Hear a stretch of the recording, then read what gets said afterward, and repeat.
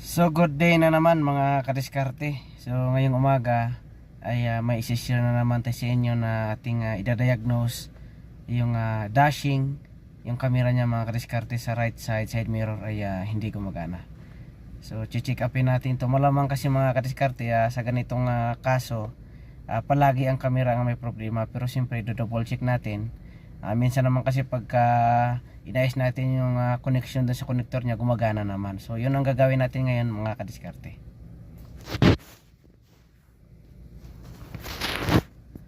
So yun mga kadiskarte, bago tayo mag-proceed sa ating pag-uusapan, pwede ba nating paki-subscribe ang ating channel at hit the bell button para updated kayo lagi sa ating mga video. So thank you mga kadiskarte. So ito mga kadiskarte, ang problema nito, bago pa lang na 25,000 km pa lang yan. So ang 360 camera niya mga kadiskarte, kung nakikita niyo ito, black siya. Ayun o. So yun yung ating titingnan ngayon. Bubuksan natin yung pintuan dyan. Bubuksan natin yan yung door trim niya. Check natin yung connector. Pag okay ang connector, so order natin yung kanyang camera, kasi covered pa naman siya ng warranty mga kadiskarte. So yun.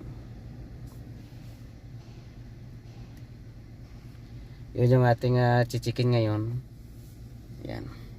Kasi pagka isang camera lang yung hindi gumagana, dito lang, so possible na camera lang.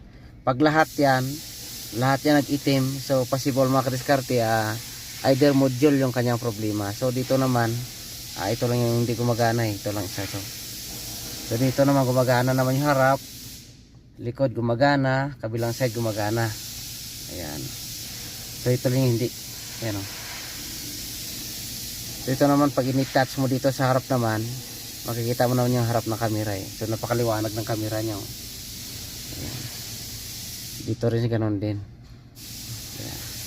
So ang purpose kasi niyan, para makita mo yung kapaligiran mo pagka mag-park ka, hindi ka mabangga, hindi ka makasagi. Ayan. Ayan o. So yan, naka-block yan. So yan ang ating chichikin ngayong araw.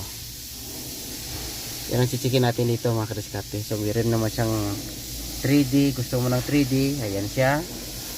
Gusto mo ng harap lang, dito siya. Likod, ayan. So napakaliwanag ng kanyang camera. Ayan. So tara, checkin na natin. So yan mga kadiskarte, pagtanggal nito, mayroong screw dyan dito at sa ilalim, dalawa. So may mga takip lang yan. Ayan. So napakadali tanggalin lang yan. So ito yung kanyang connector mga kadiskarte. Tanggalin natin. Ayan.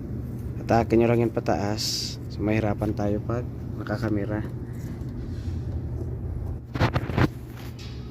So yun na, na-disconnect na natin. Tapos balik na natin, pandarin natin yung sasakyan, check natin yung kanyang camera. So kung ganun pa rin, orderan na natin yan ang camera, kasi madalas siya nagsisira.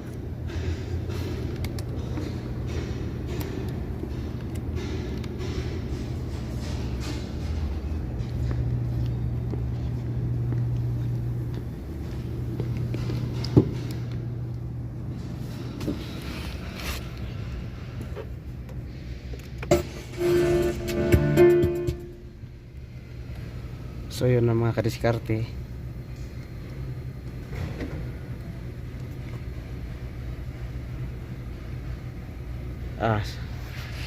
So itim talaga siya. So hindi talaga siya nagbabago. So ang gagawin natin, order na lang natin yung kanyang camera.